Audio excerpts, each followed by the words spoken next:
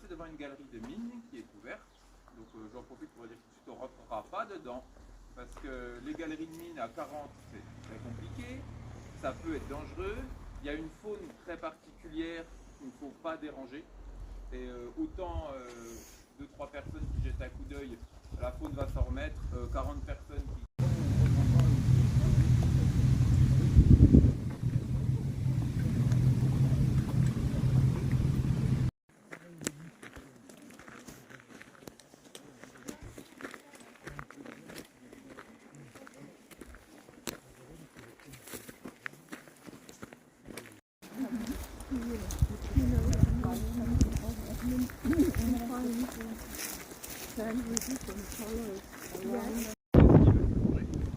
Lui il s'envole d'un coup on voit du rouge ou du bleu. On focalise sur cette couleur là, mais dès qu'il se repose, c'est comme s'il était invisible d'un coup.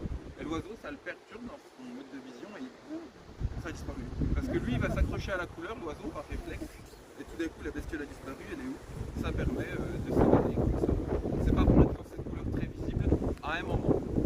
Mais pas tout. Là on va essayer de le faire voler, mais voilà, lui... Voilà. Ouais, les criquets ça aime la chaleur. Donc là, aujourd'hui, ils peuvent dire, mais on est en ligne ou pas. Donc là, voilà, là il y a une trace un peu de boue qui a bien séché. Hein.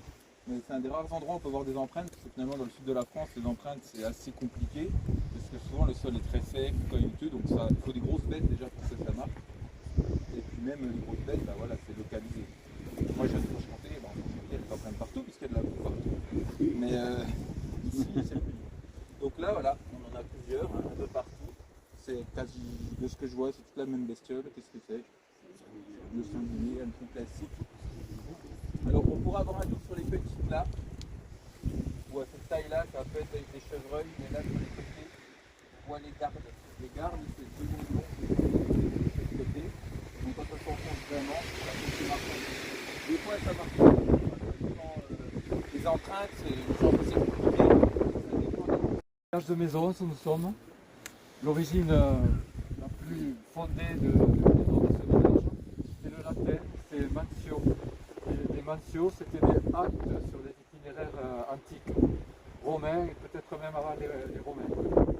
Et donc ces itinéraires, dans les Corbières, il y en a beaucoup, et leur existence était liée aux mines. Donc on a cette maison. Entre Maisons et Gardejean, il y a un fermier, c'est-à-dire des fourmis, qui donne des photos. Un peu plus loin là-bas, je vous montrerai plus tard, il y a une commune où il y a des sortes d'exploitation romaine.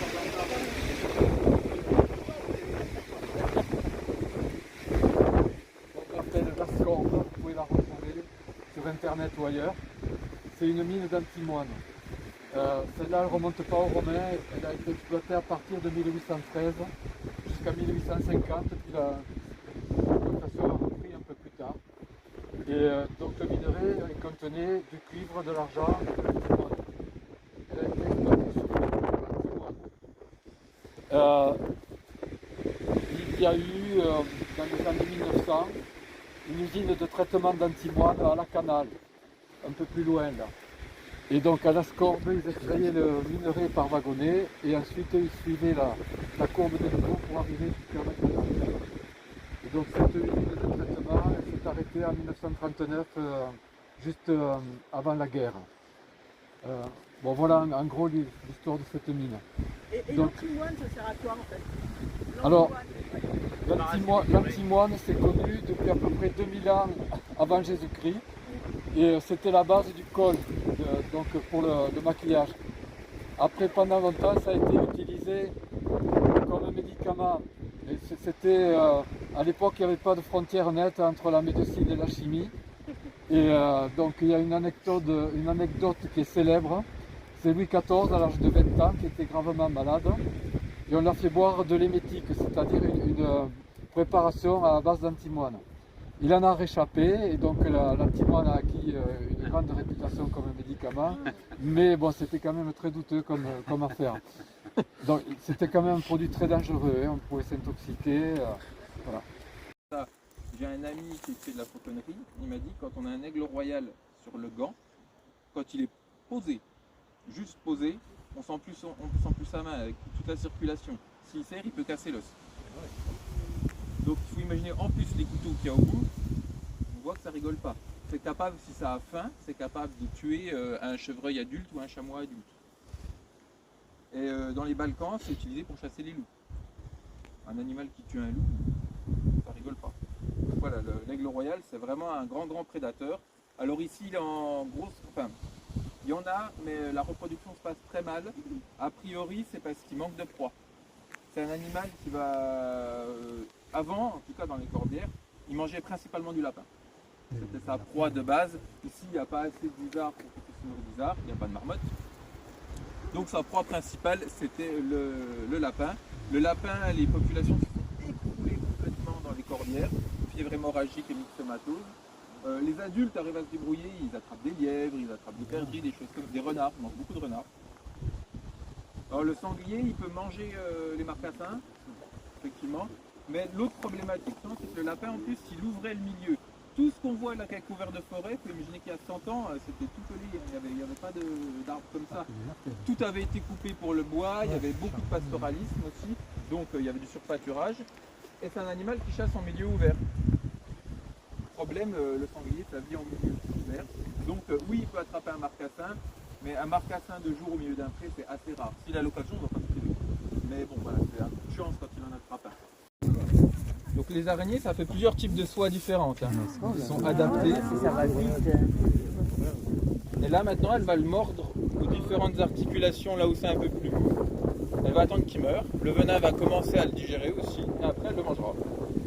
Parce que ça mange liquide une araignée. Il faut que ce soit liquéfié, sinon elle ne peut pas l'avaler.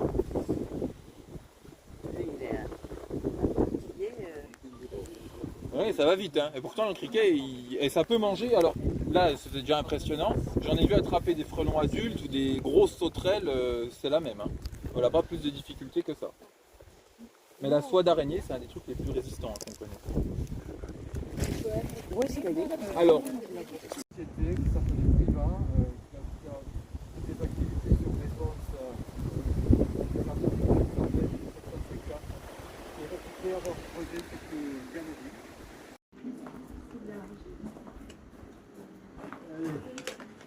Ça doit chauffer si tu mets au-dessus là. Oui, ça va faire un réacteur. On va mettre de l'air, ça va faire une flamme violette. Ça sera le moment d'ouvrir et de couler. D'ouvrir et de courir. Couler. De courir vite parce que ça. Couler le liquide. Le métal en fusion. Ouais, il faudrait une chaise ou un truc. Déjà là, pas mal.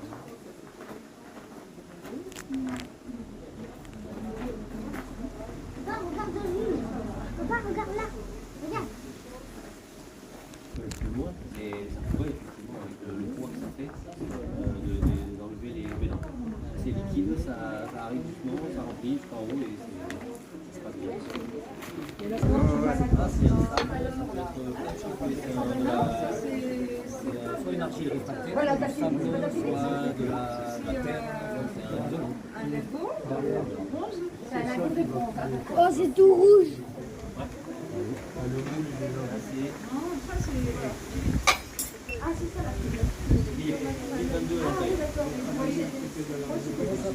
Presque liquide.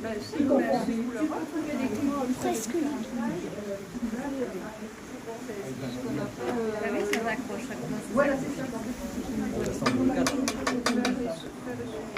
Oh là là. C'est tout rouge les morceaux. Oui, mais charbon de terre. Attention, il y a un truc qui va brûler. C'est que ça sèche. Elle est dans le froid, c'est pour ça que Oui. On va avoir un peu plus de... Plus de 1000 là. 1000, ah oui, parce que j'allais dire, ça y a peut 1200. monter comme ça. Hein. 1200, Oui, c'est pas encore fondu. une sucrerie de voiture. 12 volts. Le système de la mine de D'accord. C'est ça. Arrêtez de voir. Il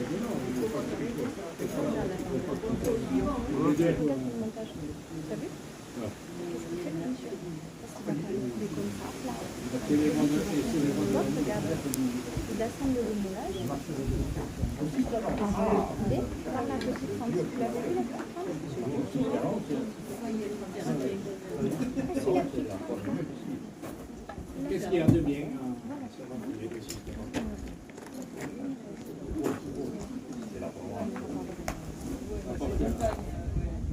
Apporte du terreau. Non, il voit avec du avec modération. Là-bas, il n'y a plus que l'on dit.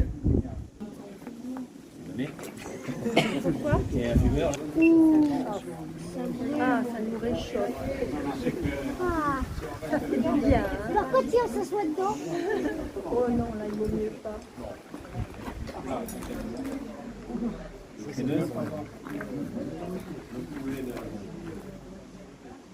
va, c'est pâteux. Il monte à 1200. Il y a un petit miroir, mais je ne sais pas s'il y a beaucoup de pâtes. On le tente quand même. Ils étaient patients, les anciens. Hein? Parce qu'il y a beaucoup de... Ah oui, il y avait des tout. Oui, il y avait tout ce qu'il fallait pas. On est un peu con quand même. Maintenant, on ne sait plus rien faire. Ah, voilà. Oh. Ah.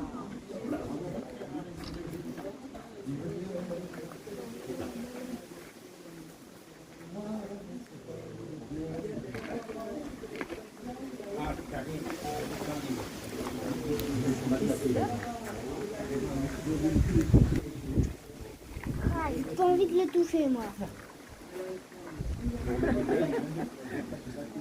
Moi non plus. Moi aussi. Non, c'est des escargots. Vous connaissez ça? Ah oui. C'est comme pas d'eau. C'est un peu comme le poing là.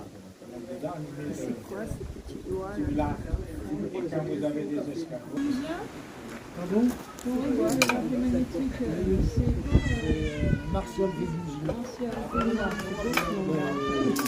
Du fer. Alors, la surprise. Y'a pas de surprise. Y'a pas de surprise. Il y a quand même un truc qui a été coulé. Hein. C'est à partir du centre.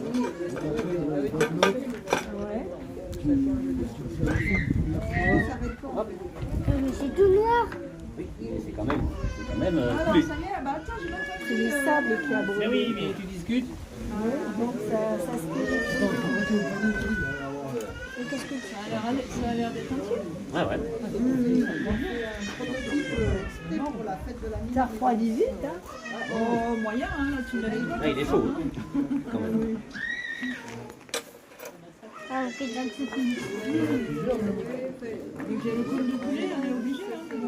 Le cône de poulet, tu peux se servir de pièces, de pieds. 119 degrés. Comme ça, tranquille. Voilà, mais c'était tranquille et très très chouette ouais, pour le repas. Mais il y avait plein de monde. Mais par contre, vous voyez sur celle-là, vous n'avez pas de zone vraiment en haut. Et après, vous avez des eaux, vous avez des rivières souterraines, des lacs souterrains, parfois même absolument tout le conduit est rempli d'eau. Ça dépend des grottes, ça dépend de la période de l'année aussi. Quand il pleut, il ne faut pas les promener dans une grotte. On a un gros orage, un endroit complètement insecte peut se remplir d'un seul coup. Ah non, d'acier non. Ah non, d'acier non. C'est pas dans le contrat.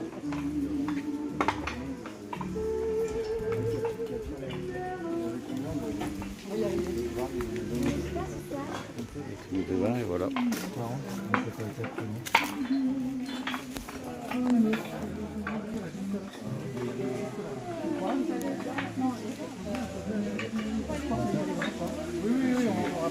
Ça tombe dans l'aller-retour.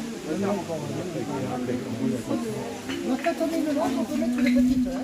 Il vaut mieux garder les longues pour le...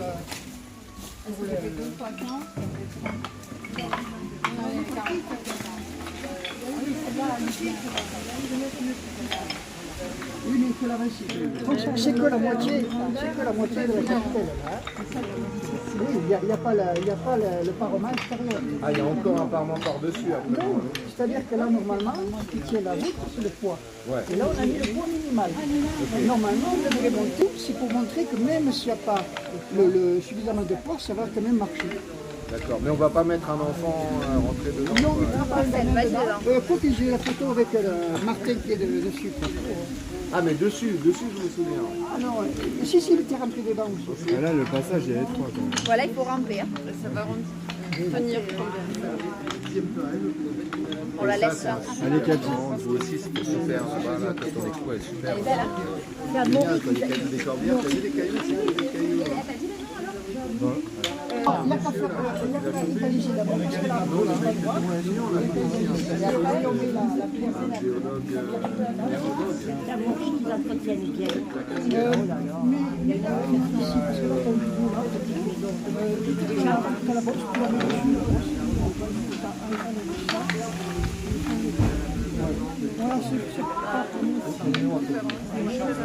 Là, t'as tout. Après, je veux bien, mais Et une autre, on va mettre en poids. j'ai pas vu le conférence.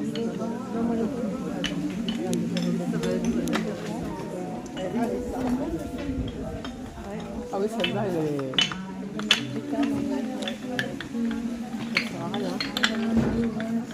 C'est rien, moi non plus. C'est moi. Attends, alors, ça dessus. Ok, vas-y. Je vais juste. Attention le dos, hein. Attention le dos, hein, parce que là, comme t'es... Oui. Bravo. Bravo.